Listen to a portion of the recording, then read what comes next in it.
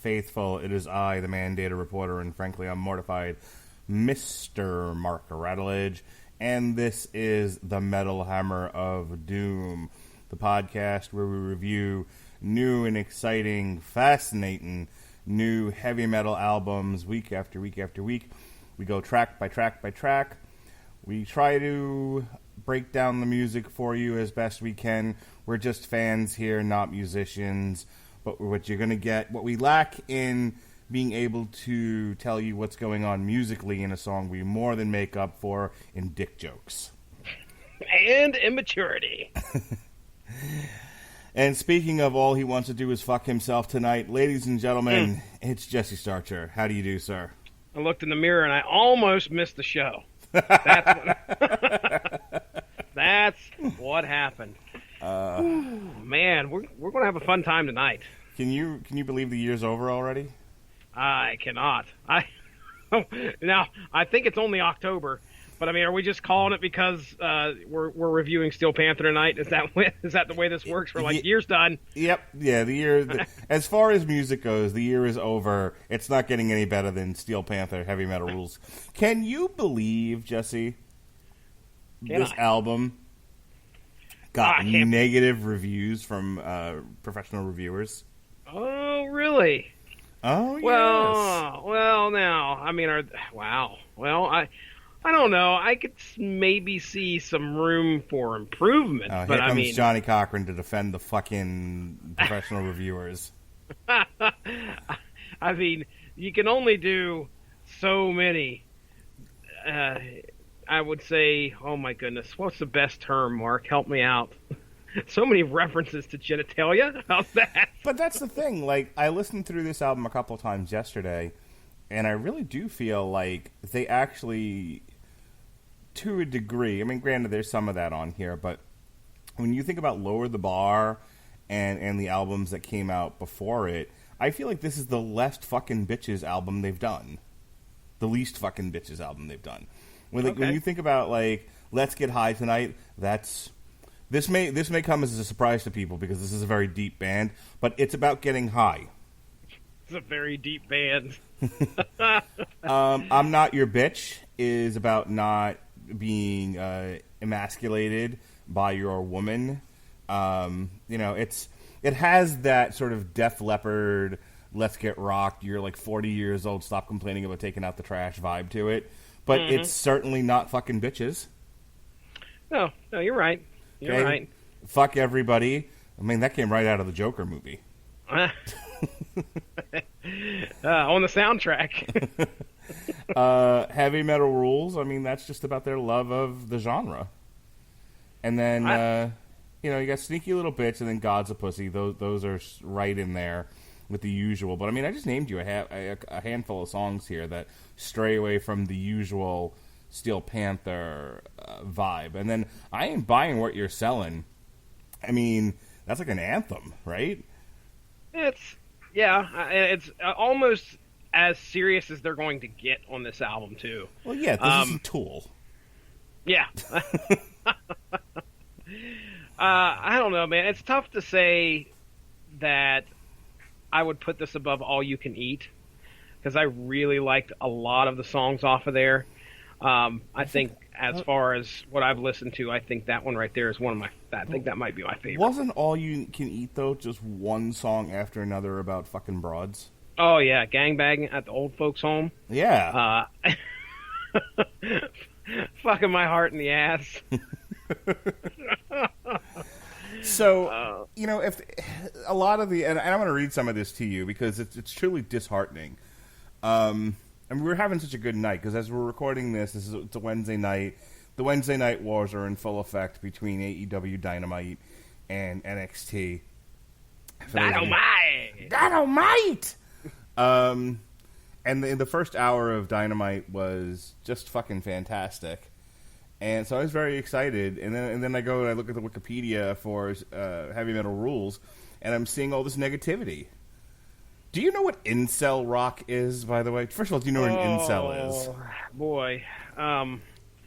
you've used that term quite a few times, and I I think know that I is... haven't. Somebody else has, not me. I've never used the term incel because I hadn't heard it until recently. Oh no, wait a second. I'm confusing that with cisgender. You've used Yeah. cisgender. Oh yeah, that's what I use all the time. Incel though is that like somebody who is really wants to, like, want to get laid but they can't, so they get aggravated about it? I didn't realize that that's what they were called because I just called them neckbeards. Okay. Neckbeards sounds like, similar to a redneck to me. Just but incels are a portmanteau of involuntary celibates, or as I used to call them, losers. Okay. Are members of an online subculture who define themselves as unable to find a romantic or sexual partner despite desiring one, a state they describe as inceldom. I didn't realize this was a thing that needed a label. I just thought you fat bearded fucks who somehow can't get fucking laid, in a world with Tinder. I like, dude. There's no way that this is incel rock. Had Tinder and Twitter been around when I was dating, I'm not sure I would have gotten married. That's all I'm saying. Just kidding. I love my children. I'm just like, what the fuck, dude? I don't.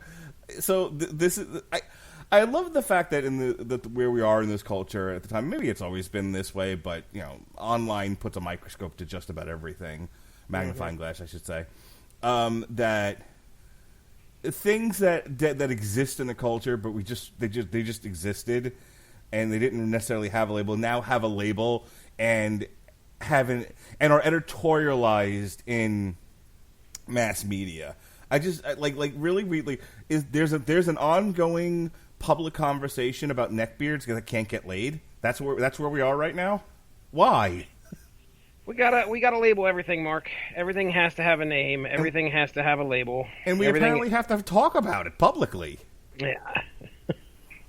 Well, if it can be described and if it can be labeled, then we must denigrate it and talk it to death. That's just the way the online life is. Like, fat fuck neckbeard metalhead wrestling fans have enough problems. Do we really need labels in public conversations too? Incel. Okay, so they're calling this incel rock or incel metal. Yeah. Let me read this to you. Well, now that I'm cracking my fucking self up. Let's hear it. Somebody out there is just like, you would be one of us if you weren't married. No, that's the point. Is I have married and get laid and had 2 kids, so fuck off. Well, down where? Down here. Anyway, I did that at work the other day. Oh, nice. In a room full of women. Oh, and then there was another guy in the room, and then we both just started doing crotch chops and then talking about the art of the crotch chop. We decided that doing it, because he likes the X-Pac way of doing it, where you just beat the shit out of your crotch with chops. Bam, bam, bam, bam, bam, bam, bam. Yeah, yep. And I always thought that was excessive. Just one hearty, dramatic meow, and let everyone know where your junk is. That's all you need to do. Anywho. All right, then. Heavy Metal Rules receive generally mixed to negative reviews from critics, who Jesse loves and wants to marry. Sure. One semi-nice defense, and I can't let you... all I said was it's not as good as that other album, but that's okay. I champion the critics here, please. We're having fun, Jesse. Oh, yes. Being criticized for its lyrics and overall lack of refreshment, being called unfunny and repetitive. I don't agree with that at all.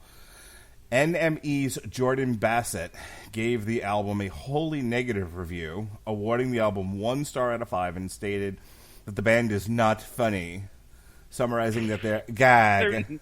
Not funny. He held his nose. Not funny. This does not reach my level of humor, and I'm so funny. I'm named after a dog, a basset hound. Summarizing that their gag involves dumb guitar riffs and even dumber lyrics about sex. Dude, one of their lifts they ripped right from Led Zeppelin, so go suck a dick, pal. To dumber lyrics about sex, babes, and metal. and describing it as gleeful misogyny, and here it is. You ready? Oh, please, let me hear it. Gleeful misogyny and incel rock. Mm-hmm. Basset Hound concluded by writing that if you have never had sex, you might like this album. How are you going to even understand what the hell the guys are saying? Yeah. Okay, whatever. I mean, I guess at a certain age you understand what Pornhub is, and then you're just like, oh man, not only can I watch it online, I can listen to it all day. Steel Panther rules. It's only got 1 star because NME Content Management System doesn't currently support 0 stars. Oh, yeah. Oh, thank you. You cheeky. What a cheeky bastard. Yes. Kerrang gave it 2 out of 5 stars. Metal Hammer 2 stars out of 5. NME 1 star. However, Blabbermouth and Ultimate Guitar gave it positive reviews. 7.5 out of 10, and 7.7 out of 10 respectively. So, I can tell you right now, we haven't heard one track yet, and the Metal Hammer of Doom, the Radulich and Broadcasting Network's giving it 11 out of 10 stars. 11 out of 10. That damn good. Take that. Wow. Man, oh man. I'm looking at some of the comments on the Blabbermouth reviews, and I'm just like, the first comment is about my favorite song off this album, and they're shitting all over it. Fuck everybody. Yep. I don't understand why this guy says, from what I've heard so far, this album isn't that good. Fuck everybody is ultra generic and lame. Is that all you got? Wow. What do you... First off, this is a gimmick band, okay? We know kind of what to expect from these guys. If you've listened to their first album, going all the way back to, what was it? Feel the Steel. Death to All But Metal. The humor, I mean, that has tracks on there. Fat Girl. Eatin' Ain't Cheatin', okay? That is 2009's Feel the Steel. So there's plenty of songs on here that you are going to get what you expect. So yeah, you're just going to get what is expected here. So I don't know, man. I mean, if there's going to be a conversation made about maybe they're in a decline, we can talk about that. But I wasn't completely uninterested in what they offered on the album. So, I mean, with that being said, I say we get into it, man. All right. The album dropped September 27, 2019. This is their 5th studio album. They had their first single, Always Gonna Be a Hoe, was released on August 9th. They've released a few singles since then. They did some videos. We did it at Metal Hammer of Doom on this first track. Now, we're not going to play like the whole Zebra Man thing from Heavy Metal Parking Lot. That's what I thought that was from. I couldn't piece that together. I was like, I know I've heard this somewhere. Yeah. Okay. So we're just going to skip right over that. We're going to get to... This song is just catchy as fuck. That's all I'm going to say. Mm-hmm. All right? This song, I have been singing it at work. I have been singing it at home. I have been singing it all day long, all day, every fucking day. This is all I want to do is fuck myself tonight.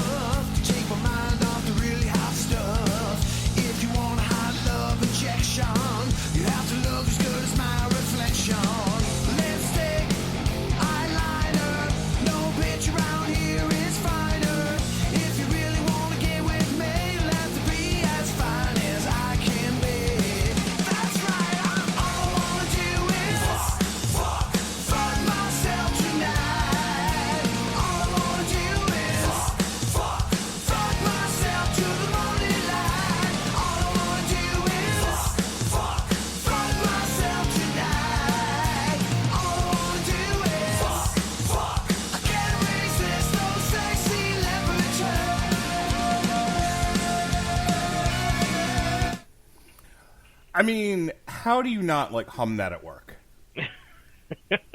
It's tough not to. I've had to listen to this album, I'd say about 3 or 4 times, and the only time I can usually listen to it is when I'm at work, because that's when I have my headphones in. Cannot listen to this one around the house, that's for sure. Oh, I told you. I had this bumping in the car, and I turned to my son and I said, listen, you want to be a cool kid? You need to be listening to some Steel Panther. And he's like, yeah, I'll stick to Kids Place Live on Sirius XM and Imagine Dragons. I'm like, you nerd. He's like, Dad, where's the kids, Bop? This is... Steel Panther covers only Kids Bop. That'd be interesting. Oh, geez. Could you imagine? That's gross. No, don't do that. You sit in the corner, Jesse. You need a timeout. No, I mean, this song is catchy as all hell, like I said before. This has got some really... I mean, look, the musicianship on Steel Panther is, like, at a minimum adequate. You know, this isn't like Dragon Force or anything. These guys aren't all over, but they can play. And here's the thing, you know, not every album has to be this, you know, to the 10th power autistic representation of all things you can do with a string instrument. You know, sometimes the object is to just create memorable hooks and catchy lyrics. And that is all I want to do is fuck myself tonight all over. Mm-hmm. You know, super catchy hook. It's just weird that a band that sort of defines itself by just running through a bevy of cum dumpsters wrote a song about masturbation. It's weird. Yeah, I struggle with this song. I'm not gonna lie. Like, you know, like it's fun to sing. It's fun to, you know, to just kind of bop around to. But when I think about it, it's just like, you guys seemingly get laid at will. What do you mean all you want to do is masturbate? I don't understand what's going on in this song. They are a great... It's absurd. And I think that's the whole point. I mean, that's the whole point. It's like, well, you know, they could... I mean, when we get to Gods of Pussy, I mean, they are clearly, you know, they're the hair band, again, they're the hair band that takes everything to the extreme and to the absurd extreme, too. If this is a parody of the ego of glam metal, yes, the inherent ego in glam metal, then okay, it works as a parody, but that's the thing, like, where does the parody in Steel Panther end and the authenticity begin? Because I do think that there's a degree of that inherent in this band. This is a band that, when metal got super serious and, you know, and everything, you know, you had that sort of... It was so... I think... I can't remember the name of the band now. It's not Nickelback. It's not Nickelback. They were just... Click, Boom. Who did that? Oh, POD. Nope. Okay, the shit. Click, Boom was not POD, you're right. No. I want to say it starts with an S. Buckcherry, maybe? No. Nope. Wasn't Buckcherry. Saliva. There we go. Yeah, like that Saliva, like you'll hear no crying ass bitching from me like it seems to be on everybody's TV. Like it was so bad with a lot of metal bands for a while where it was, you know, we talked about this with Korn, where it's just like who were like the paragons of pouring your heart out through metal, to where there was a backlash from it where it's just like, remember when metal used to be fucking fun? It used to be about like cocaine and tits and, you know, like what happened? Why won't we have fun anymore? And I think that's where Steel Panther lands for me, where it's like, I think inherently that's their modus operandi. Like, we didn't get into a band to not have fun. Like, we got into a band to, you know, to be artists, write music, but to also live the life. And yeah. I think that comes out in their music. So that's why I say, like, it's hard to firmly define where the parody of metal ends and where the authenticity and the philosophy of metal begins. Does that make sense? I could see where you're struggling with that. I mean, I really lean towards the whole parody side of things with this band, because there's very little when I get into the lyrics of anything where I'm just like, okay, you know, they're obviously serious here, because normally if there is something that seems like they're serious about an issue, that's when we get fuck everybody. That's where their anger is actually coming out. But they always inject enough humor into every single one of their songs. Yeah, they're not Slipknot. No, there's always something there to make you go, okay, that was kind of funny. But yeah, I'm more of the parody type guy. Yeah, I'm glad you said glam metal, because yes, that's what this really feels like. They're just making a parody or a funny representation of glam artists at the time. Just looking at themselves, and specifically with this song, they're looking at themselves and they think so much of they think so much of themselves that well, I could get laid, but my goodness, all I want to do is just look at myself in the mirror and look at this fine thing. Funny stuff. And yeah, as you said, this song's pretty catchy. I enjoy it because I think it's a swell opener. It's nothing that's, it's nothing to crap on. So Certainly I like it. Sets the tone, doesn't it? Oh yeah. Well, let's see. I'm just taking a look here. Well, how many expletives are in song titles? We got this one, one. If you're gonna count bitch. Okay, we're not going to count hoe. We won't count hoe. We'll count bitch. We'll count fuck everybody. Sure. Sneaky little bitch. Yep. Pussy. God's a pussy. And then yeah, so that's 6. I think I'm counting there, 5 or 6. So yeah. What do you expect when you It's 5. take the CD it's off 5 the out shelf? of like 9 total songs. You take this CD off the shelf and you look at the back cover, and it has all these songs listed there. You think you're going to get some serious metal? Well, it's funny, and I want to play the next song here, but there is an inherent resentment of women, I think, that comes from Steel Panther, and that may sound obvious, but like I'm like specifically calling women out on their collective bullshit is a big part of the Steel Panther modus operandi, and I can see where that would drive reviewers right up the wall who are struggling to maintain a modern sensibility so that they don't get disinvited to parties or fired from their magazine. Well, again, that's taking this band so seriously. Mm-hmm. I mean, I don't... You can't ignore... Come on, you're going to tell me that these guys don't harbor a degree of resentment? Towards women? No, yeah. I think what it is in their songs, they're... Well, okay, when we get to Sneaky Little Bitch, okay, maybe so. But think about their last album. I've wasted too much time fucking you.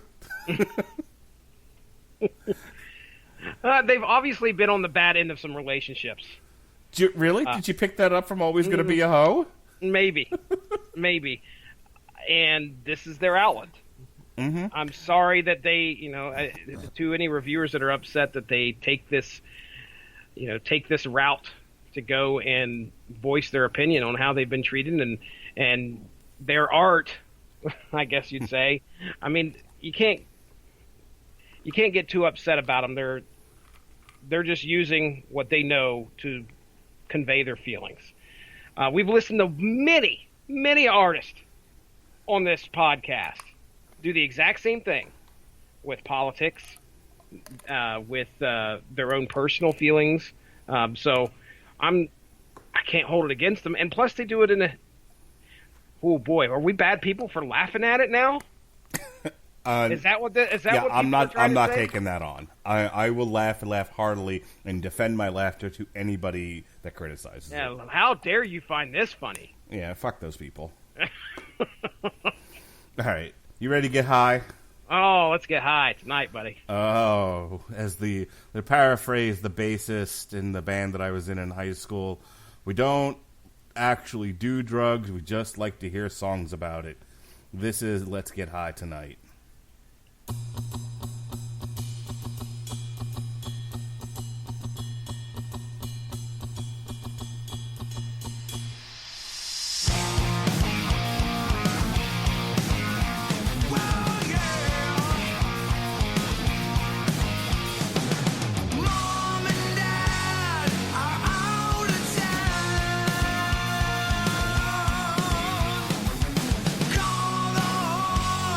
It's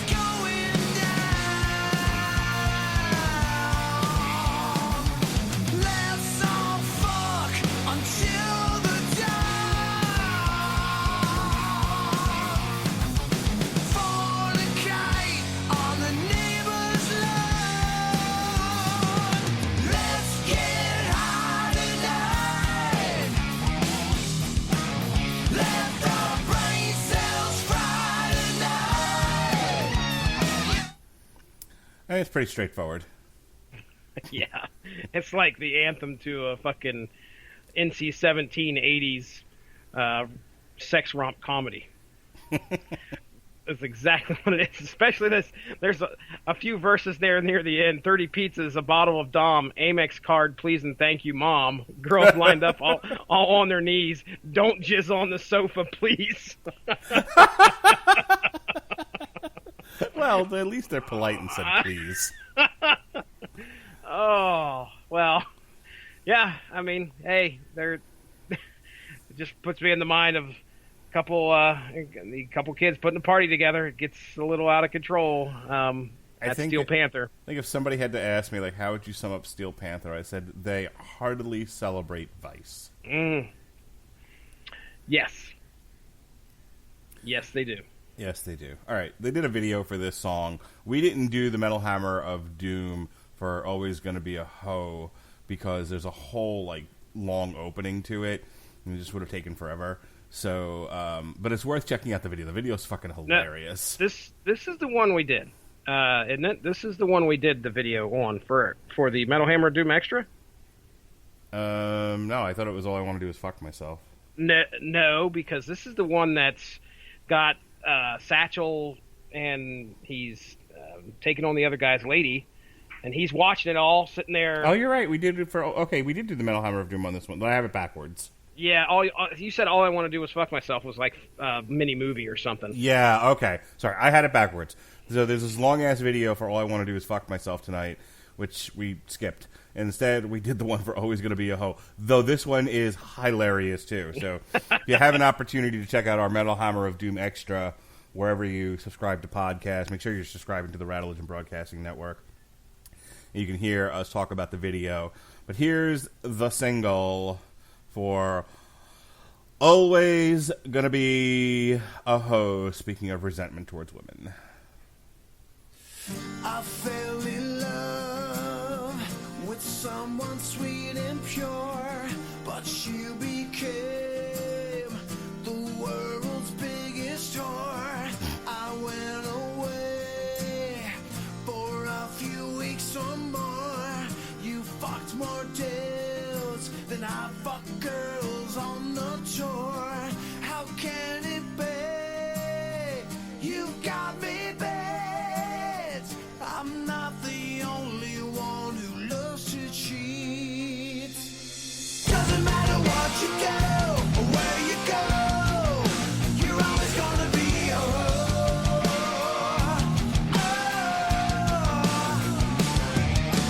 Don't care where you live or who you know, you're always gonna be a hoe.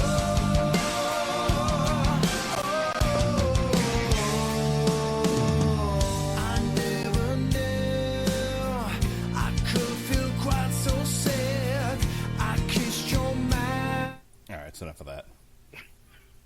So we get a whole, sad love ballad about this guy who's upset because his woman cheats on him more than he cheats on her. Yeah, fuck that. I'll do the cheating in this relationship. Thank you very much. Nah. Look, I mean, but this is what I said before. Like, which is, like, look, I kid you about it, but I'm always willing to hear a counter argument, and we don't have to agree. But I don't see a counter argument to this band not harboring some resentment towards women. I mean, they clearly, whether through parody or some ingrained feeling that they then project into parody, they clearly see women in a negative light. If they're not utterly objectified, they are resented. And it comes out in their music. I can't help but see it. Okay. I don't know if this song is an example that I would use. Well, my thoughts on this one were like they were just sitting around. I'm like, okay, well, what's the glam life like? Okay, well, you're on tour, you're screwing girl after girl after girl, but what's going to break a man's heart more than the woman that he decides to try and keep around. But is that not a common trope? Yes, it's very common, and they took a magnifying glass and turned it up to 10. Again, they do it with just about everything. Do you remember when Triple H showed up to Tough Enough and was like, want to know what your husband or wife's doing at home? Don't know. You're on the road. And people, like, the implication is that you'll most likely be cheated on because you're not there for your spouse. Like, yeah. So I again, that's why whether it's something they are dealing with from a personal standpoint or just sort of playing with the trope of your mates cheating on you while you're on the road, either way, like, for me, the song is funny. And I think the song is pretty well crafted. But like I said, I think there's an undercurrent of resentment in that song. Okay. Is there no man you haven't laid? Has your vagina never seen the shade? Oh, funny stuff. Funny stuff.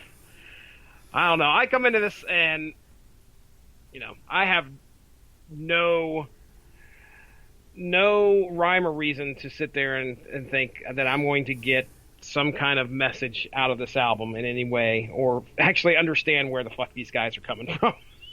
I am like, well, okay, I know that they're going to be talking about girls, they're going to be talking about screwing, and they're going to be, every once in a while, they'll talk about something else that pisses them off, or something funny. But it's 90% of the time it's going to be sexually related. I think they start off, I think there's a kernel of truth in all of their songs, and then they just ramp it up like a pro wrestler. I could see that. And I imagine this next one is probably a good example. Oh my God. I was just going on and on and on about this song to my wife tonight. I was like, let me tell you about this song on the new Steel Panther. And she's such a patient woman. She puts up with your shit. She does. Well, I put up with her. She puts up with mine. That's what makes a marriage work, ladies and gentlemen. For all you incels out there. Yeah, take advice from us. Yeah. When you get a woman, okay? Make sure you tell them that you're not their bitch. That's how you keep them in line. Funny story. Funny story about that before I play the song.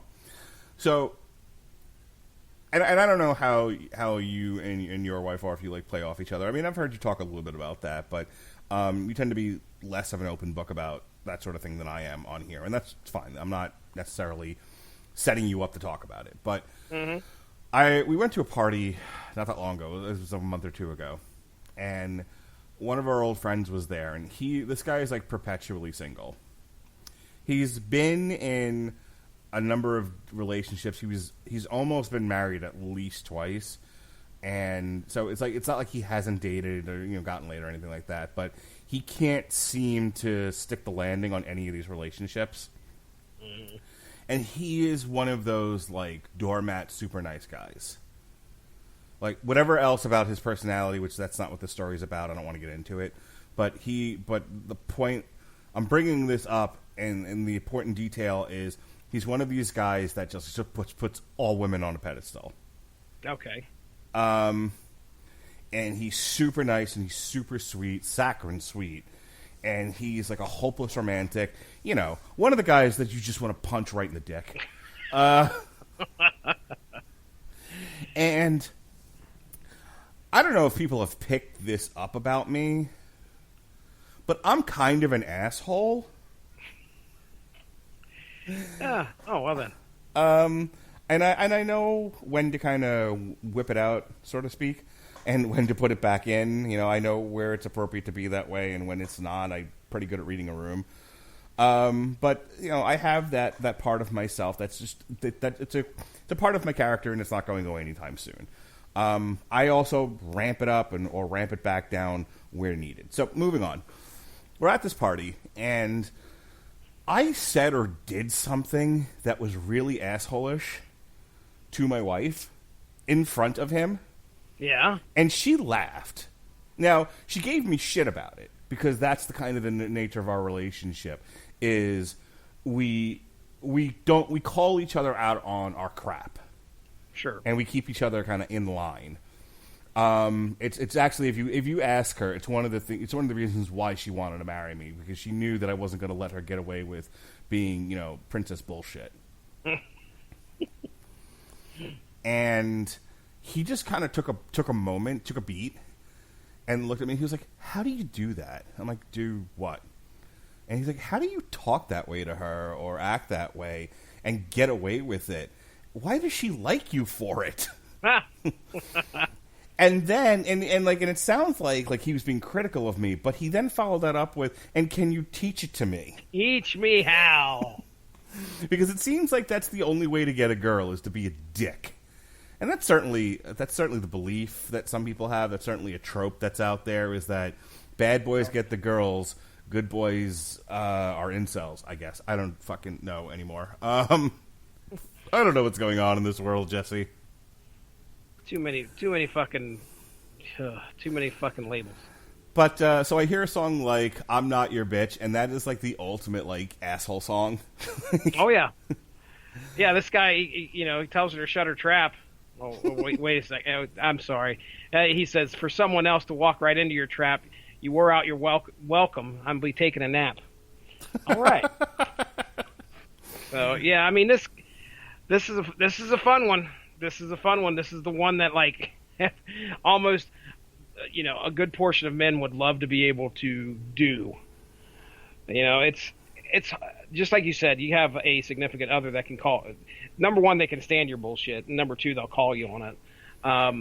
And you find a happy medium in between that. Like, okay, well, their love is still there. It's like the foundation of it. Yeah, in the particular case here with this guy, and what we're going to get here with "I'm Not Your Bitch," this dude's just not even. He's not going to do anything. Like I said, this is more "Let's Get Rocked" by Def Leppard than it is, just calling a woman out on her nonsense. So yeah, here we go. This is "I'm Not Your Bitch."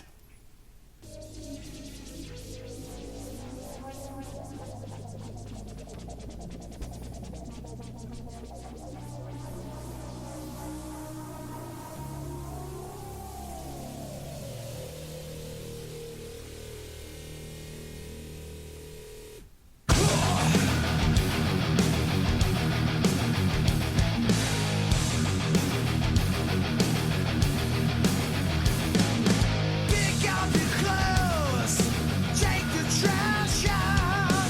Is that really all that love is about? Give me your back room, snuggle after sex. This kind of stuff will turn you into my ex. Ain't gonna do the things you want me to do. You think I'm the boss? I got some news for you. I'm not your bitch. I'm not your bitch. Why you gotta treat me like one? I'm not your bitch. I'm not your bitch. Why you gotta ruin my fun? Yeah. That's a killer fucking riff, dude. I thought this was probably one of the heaviest songs off this album. Yeah. I really love the way that it starts. Those are crunchy fucking killer, like, rough riffs, man. Like, Yeah. because this band, like I said, it models itself after more of like a Poison, to a degree, Motley Crue, and that was like one of the heaviest songs I've ever heard them do. Yeah. It's pretty good. Is that really what love is all about? Yeah. It's funny because, again, these guys are taking a trope or, some cliche and really ramping it up. Granted, like I said, this is something that everybody would probably love to say at some point to their significant other. I would recommend saying it. I'm not your bitch. Take trash out yourself. The fuck if you're asking me? I've got fucking baseball to watch. Goddamn right. Damn it.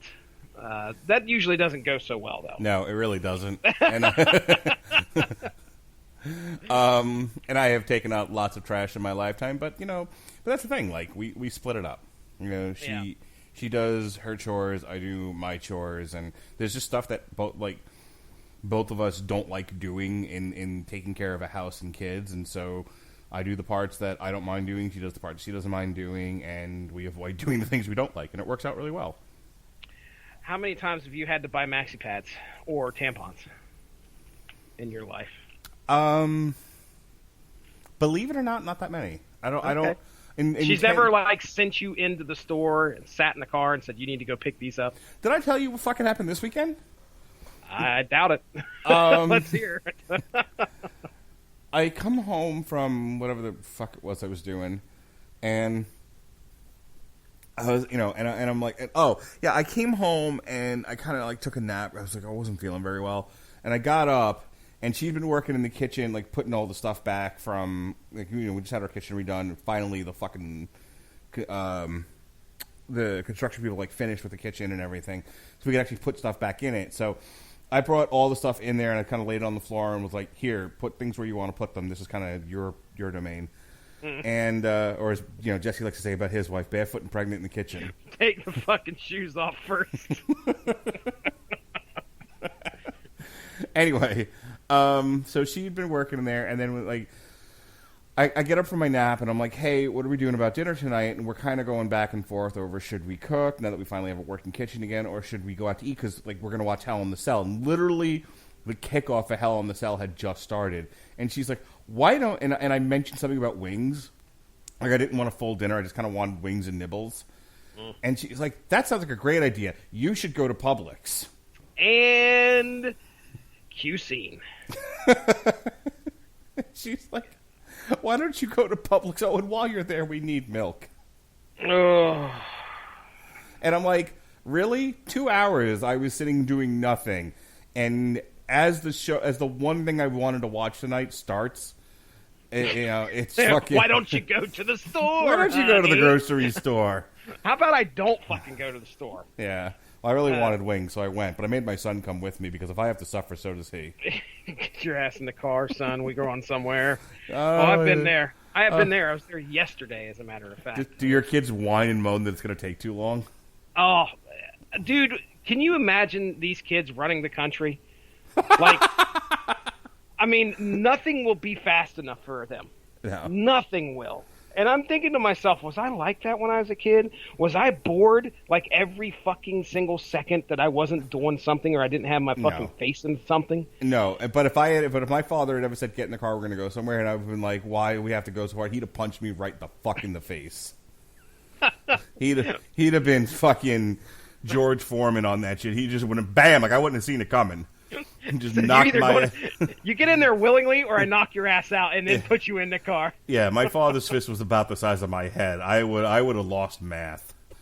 So with that said, let's get on with the show here. You ready for the next one? I'm ready, man. Hit it.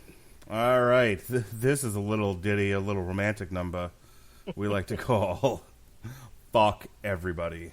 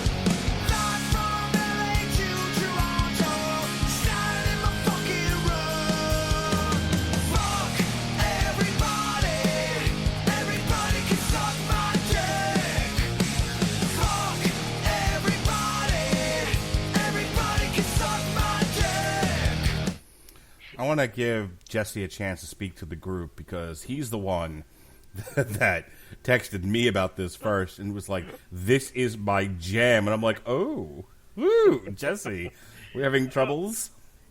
Oh wow, boy! If this doesn't speak to you, look, I'm usually a pretty laid back guy, okay, but I've had some times where I may have gotten a little upset, and I've gotten to the point where it's just close to breaking, and it just seems like every fucking person is not exactly understanding the day that I'm going through. There is one specific verse in here that was very, very accurate to something that happened to me a few years back, and I got so fucking fed up. Oh my gosh, I'll tell you the story.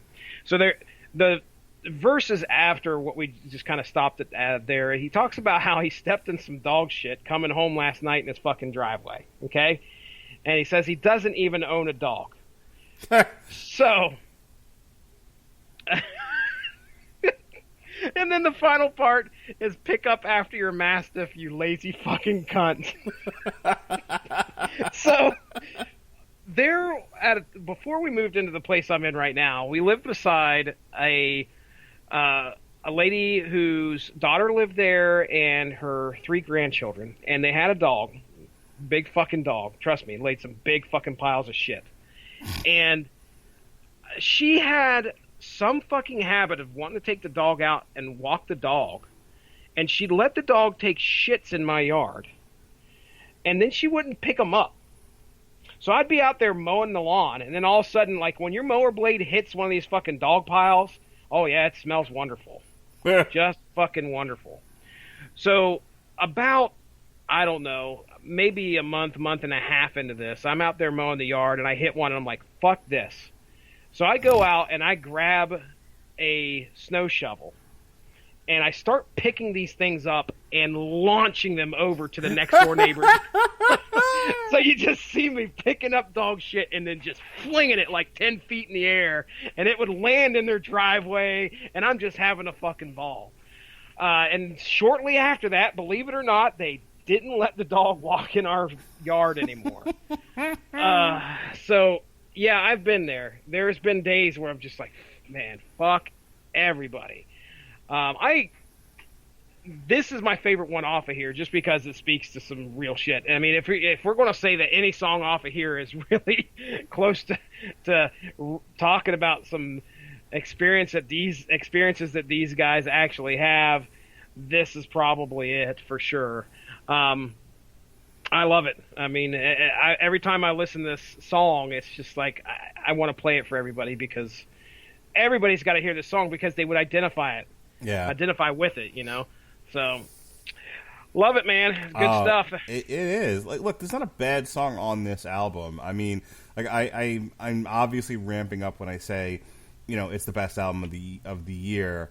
But I truly believe, like, if you know what it is you're getting into and you're not like judging it against some album that's just full of expert craftsmanship, I mean, there's not a song on here that I would skip. You know what I mean? Yeah. I'm not bored with this album at any point. This isn't background noise. Like all of these songs, like I was singing in the car. Loudly. I'm like texting you at like stoplights. I'm like, oh my god, this fucking song, dude. I know it, man. There's some good stuff on here. I definitely say Fuck Everybody's a standout track. Would you say, which one is it so far? I mean, is it this one, or do you have another one that's coming up that's your favorite? Or I would say my 2 favorite ones on here are All I Want to Do Is Fuck Myself.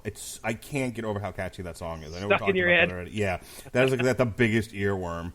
And then the other one, just because of the crunchy riffs, is I'm Not Your Bitch. Yeah, that's a good heavy starter. So yeah, I hear you. That's good stuff. All right, so this next one, you know, this is yet more of their issues with the gals not being true, because guys can fuck around, but girls, come on now. That's the philosophy, at least. The sneaky little bitch.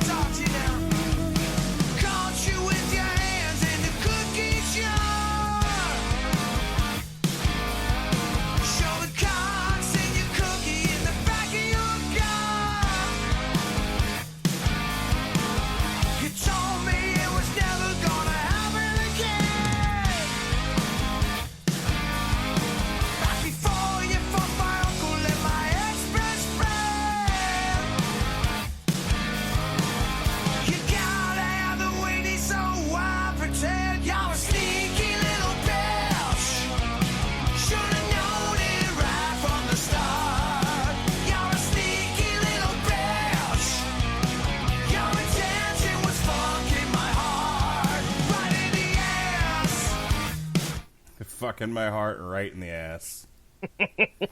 Yeah, I fucked up. I skipped Heavy Metal Rules. Sorry. That's all right. We'll go back and do it next, in a second. Hey, did you happen to catch the riff there? No. I mentioned... You said something about Led Zeppelin earlier. Yeah. My computer's being a fucker, but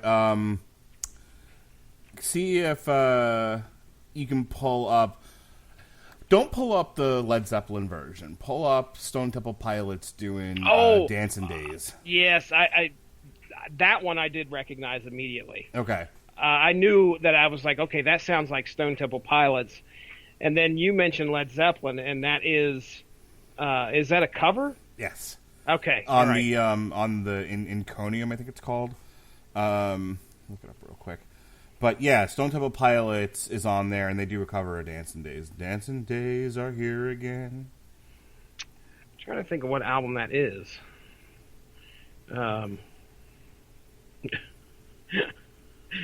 Porn Star Dancing by My Darkest Day. What is that? What the hell? Thank you, Spotify.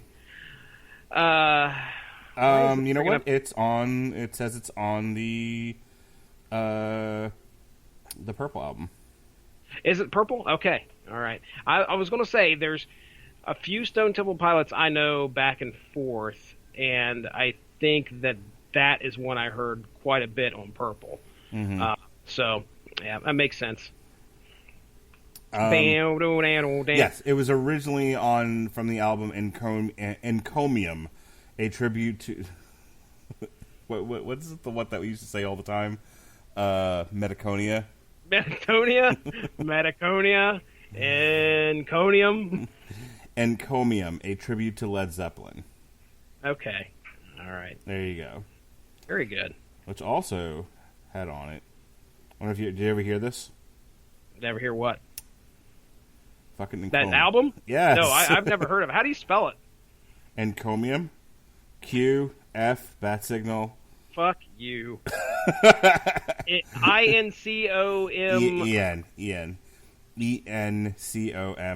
Encommium.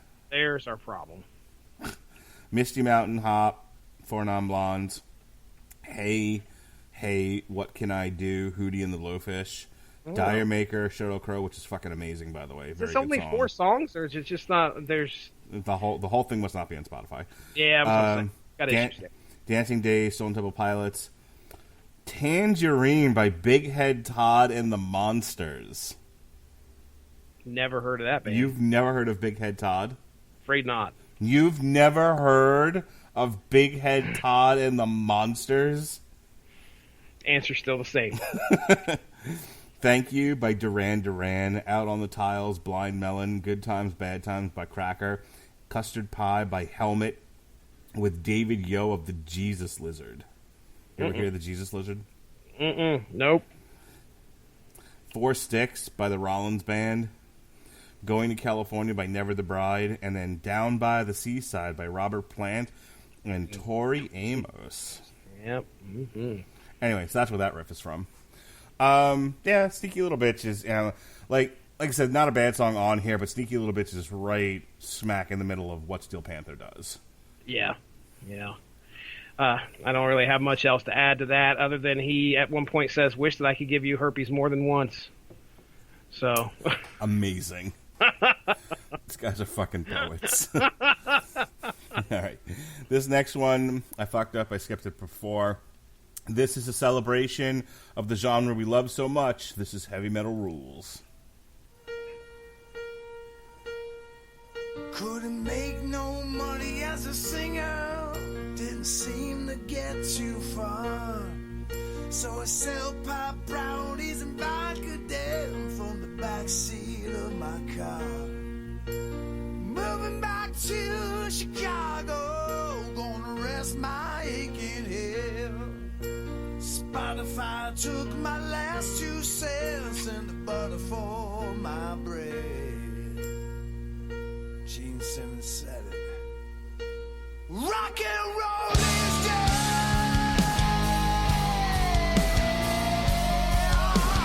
Rock and roll is dead.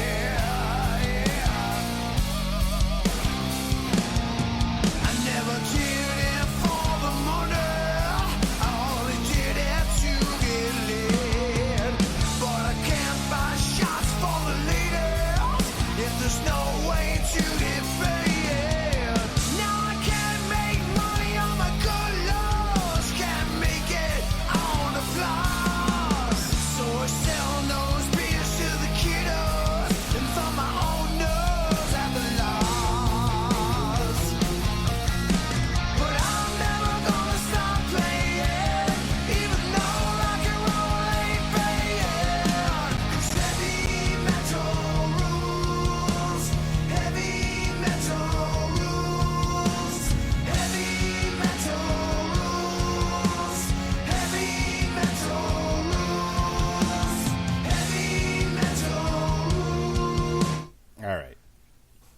So I've never heard the term nose beer before.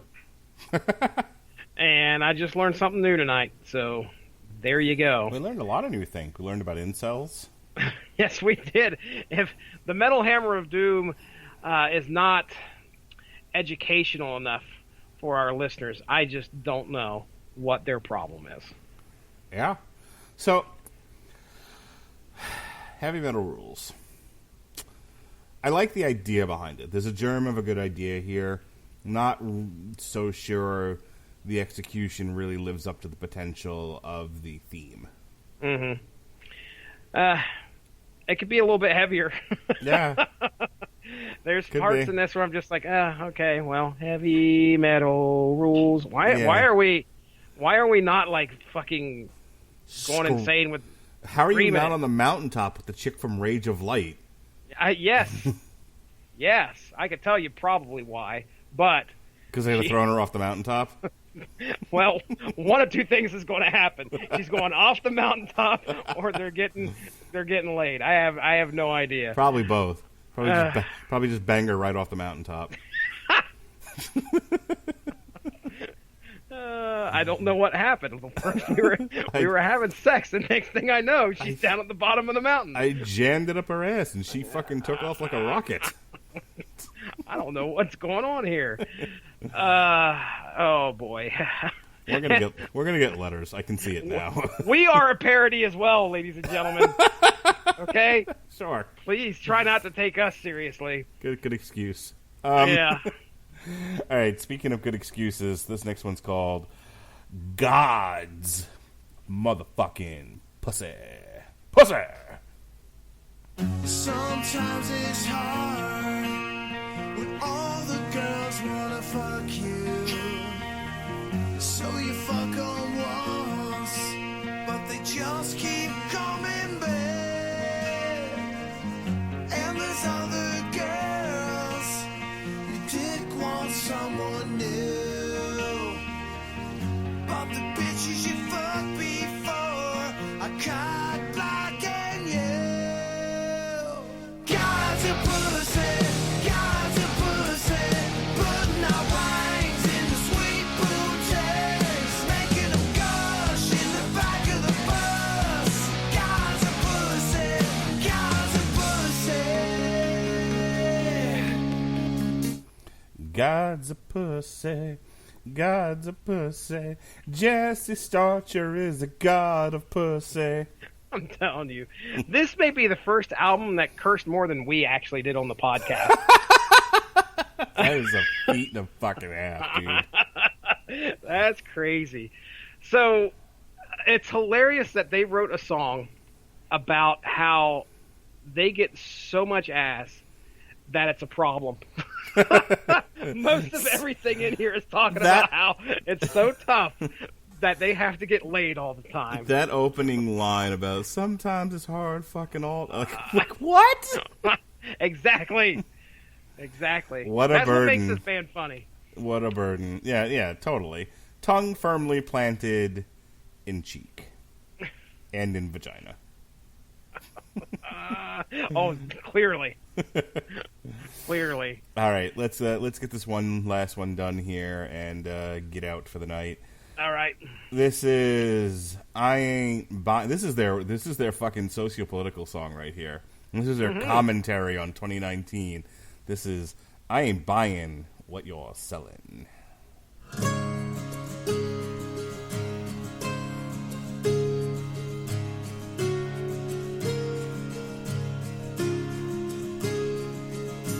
I don't need a crystal ball to tell me that I'll be dead from liver failure. Just wait around and see.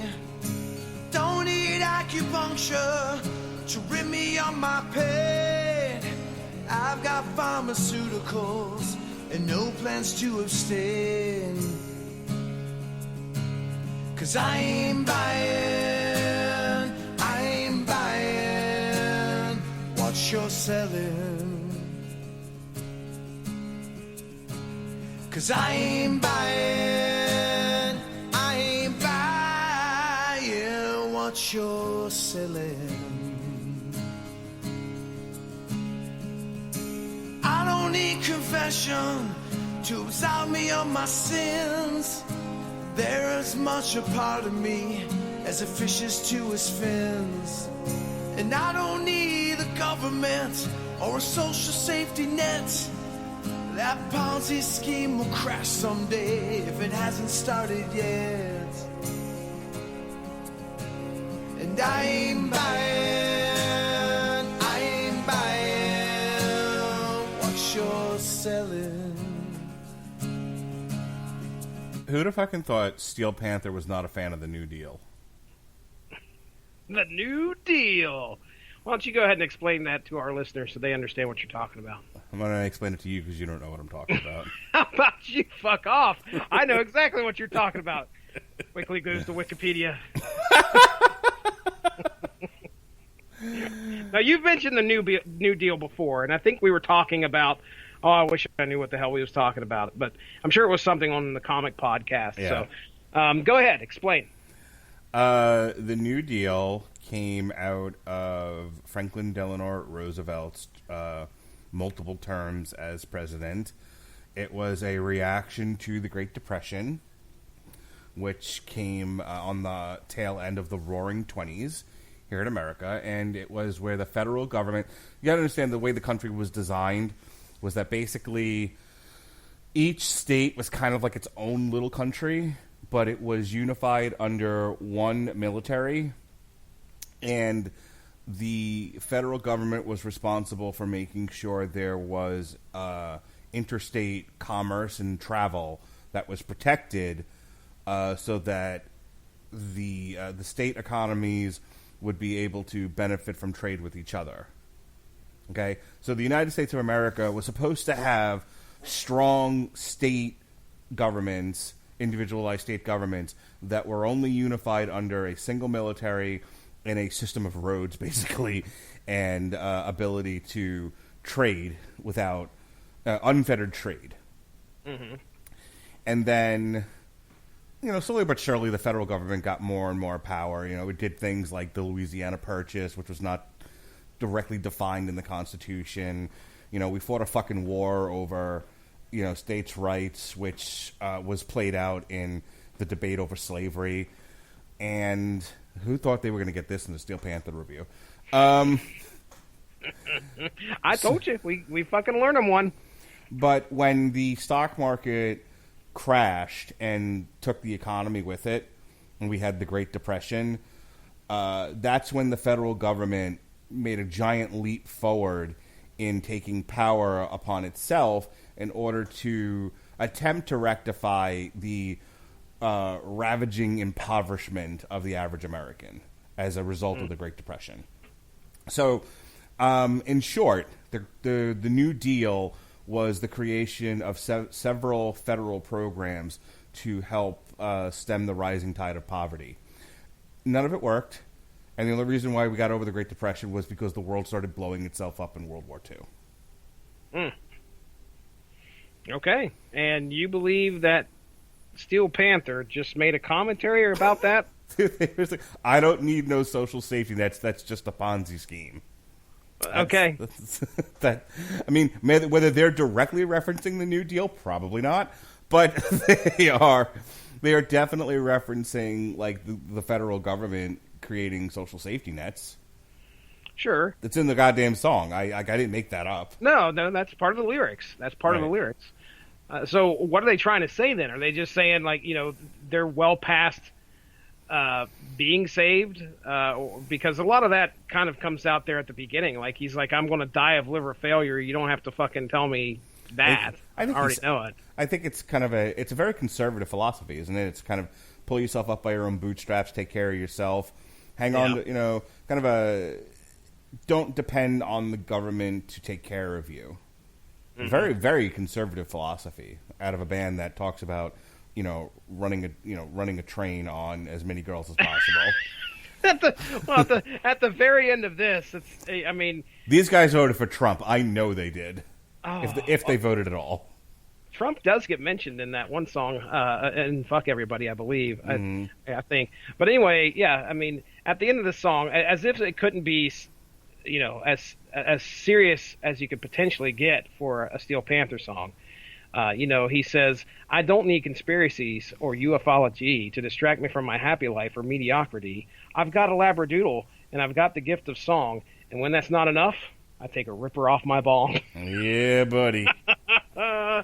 They will fucking be as serious as they could be, and then all of a sudden they throw shit like that in there. Yeah. You're just like, okay, They're like stand-up comics, Yeah. Yep. It's just set up, punchline. I like it. Yep.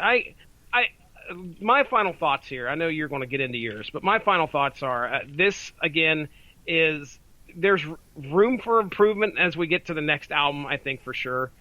There were some criticisms I saw where they talked about the lyric writing was kind of ham-fisted and just not as great as it could be.